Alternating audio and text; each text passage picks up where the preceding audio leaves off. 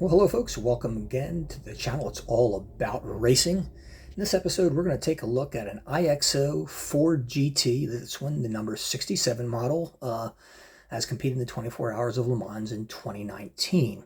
As you might recall, this livery was a tribute to one of the four liveries that raced in the 2006 Series Le Mans, and to be honest with you, I can't recall exactly which one this one replicated.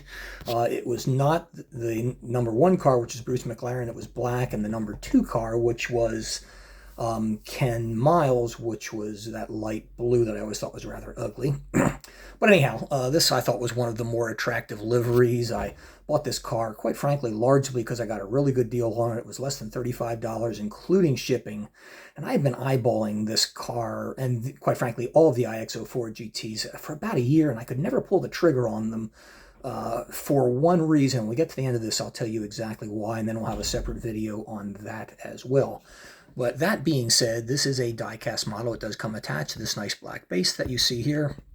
It also includes a jewel box, as all 143's scale models do, and this outer covering box, which is done in silver and black. I think rather nicely done, with red on the one end and clear on the other, so you can see the model through it. You can't see the back of it if it's in here. It does say that these are limited edition models. I don't particularly buy that because nowhere on the model or the base or anything else does it say that it is a limited edition car. All they're telling you is it's limited edition. And you know, they can generally produce in 143 scale about 10,000 models, and most of the legitimate limited edition models that I have, they specify exactly how many they made and what number your car was in there. And with this, they do nothing of that. So I would tell you to take that as a grain of salt, just as I say with the 164 scale tarmac cars as well. As much as I love them, I don't really buy that they're limited edition either, except that they're limited to 10,000. And that's a lot. And this could be 10,000 for all we know as well. But anyhow, that being said, let's take a look at the car and kind of get down to the basics here. As I mentioned, this is the red and white livery that you get, the Ford GT of 2019, with Harry Ticknell, Andrew Pilot, and Jonathan Bomarito as drivers. The Ford GT I always thought was a graceful and absolutely gorgeous looking car, the flying buttresses and all. This one is the red with the white accents on it. And, you know, for the most part, IXO, as usual, does a very, very good job. I mean, their cars are clean. Their decal work is usually very, very good. Their details are usually somewhat lacking when compared to Sparks. This one bristles with antennas, has the front Arion on it, so you certainly can't accuse it of lacking details that way.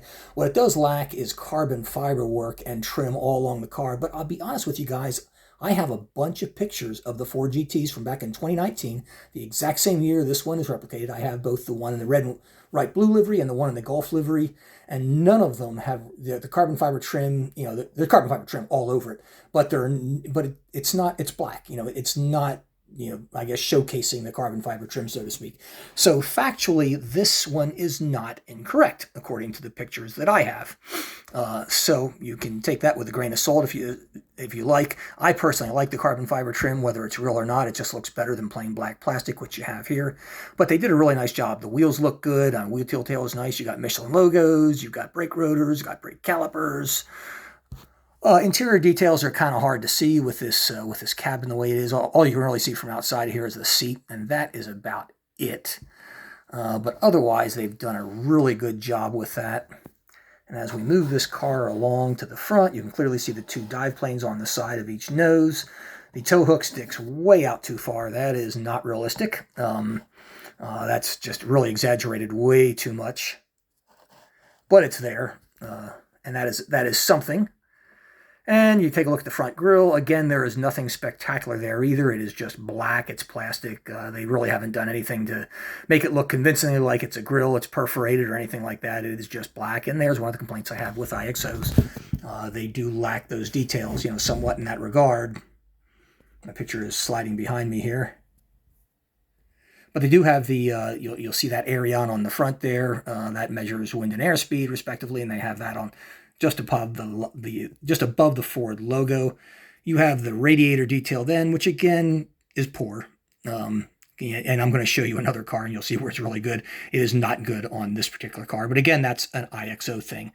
Interior detail is fairly good. You have decals on the interior of the Dashboard, I assume for the camera. You have the Ford banner there. And the mirror is nicely done in red. And as we turn this thing around, we will look at the passenger side. Again, it looks much like the driver's side. Very, very clean, nicely done. What you will notice and what I like are the flying buttresses, which you can kind of take a look at here. They are really, really cool, and they're very, very nicely done by IXO. They are a little sloppily painted, however. The grills there are not, they're not inserts, they're not mesh, they are painted black, and the paintwork is a little bit sloppy, so I deduct a couple points off them for that. Even more so on the driver's side than the passenger side. And take a look at the top of the car. Looks really, really sharp, and with all the aerials they've got on, I mean, this thing bristles with aerials. It almost looks like a porcupine. Got so many doggone aerials on it, plus cameras and everything else. But I give, IXO credit because they're getting more detail-oriented than they used to be. Let's put it that way. They still have a long way to go as far as trim. And then there's the one major problem with this car, and we'll get into that here shortly. And then we take a look at the back of it. And the back, I think, of the Ford is just absolutely spectacular. There you have the engine cover. Not much to see there. You really don't see a doggone thing in there. Rear wing looks good. Ford EcoBoost. And as you come around to the back, you see the tail lights there. The massive diffuser. Again, you do have a tow hook that is exaggerated, and it's actually it's a poor representation. It's painted so thickly there's no ring to it. It's really thick. It's awful. But yeah, you can see it there, pretty crappy. And there it is, just a black diffuser. Not a whole lot to say about that either. We'll move around because one thing I forgot is your exhaust does come out just in front of the rear wheel here, as the Porsches do. This being a mid-engine car, that's how they do it. The exhaust does not come out the back. So there is your exhaust on the car. So folks, that concludes the review of this. What is the major issue with this? And we're going to discuss this in another view. Quite frankly, it's out of scale. I agree it is 1/43 scale, but this car, I've got two other Ford GTs, and it looks terrible when put beside them. It's too tall. It's not long enough. The cabin is just way, way too big. I mean, it's way too big. GT40 is supposed to be 40 inches tall. In realistic scale, this is probably closer to 60 or 62. It is just way too big. The front end is too short, and the rear end is not right either. And in the next video, we're going to take a look at both a TSM model as well as even a Barago model, which is more to scale than this car is. So while I like this car, and I really do, I think it's a gorgeous model, I would not recommend buying it. And I really, again, I will repeat this, would not recommend buying this or any other Ford GT model that IXO makes, simply because the proportions on it are wrong. It's not a quality control issue. This is a design flaw, and it's a huge one.